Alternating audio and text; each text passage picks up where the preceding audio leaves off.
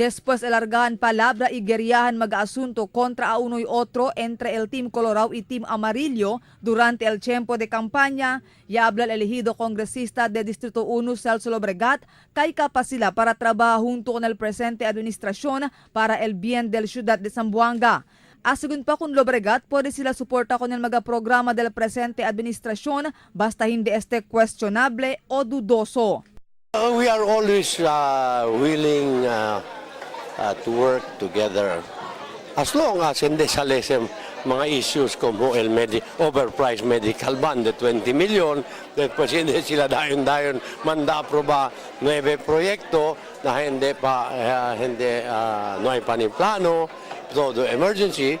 I'm sure that our councilors will not stand for that. No? Triste según ele que tiene magakandidato del su team el no hay sale elegido, tiene también maga-incumbent el ya perde. Pero asegun con ele, te respeta ele con el resultado del eleksyon aquí na syudad, especialmente con el desisyon del mga-botante. Pero 7 según del mga-konsehales el ya korebaho na partido laban ng Demokratikong Pilipino, el kanya sale elegido. Aumento pa el representante del Liga ng mga Barangay y del Indigenous People alina konseho lokal. Asegun pa con Lobregat, sila el mga-konsehales ken ay kontinua iskrutina con el mga-proyekto del presente administrasyon para asegura que todo esto tasigi na ley.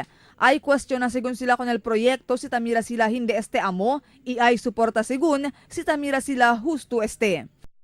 7 ya sale, so tayo makita este Magnificent 7 plus 2. Porque mga plus 2, kay talib el sectoral representative del IP, pati si Jerry Perez, punto tamang kanaton, so it will be the Magnificent 7 plus 2, so it will be 9. Cita acorda cuantos del mag-aasunto kaya usa el Team Colorado contra con el Team Amarillo durante el campaña amo el propuesto comprar del Mobile Medical Clinic, aumento construcción del temporario casa na masepla transitory site para del IDPs y el 9 proyecto que ta propone implementa el presente administrasyon. Marifita Mayo, Dateline Zamboanga.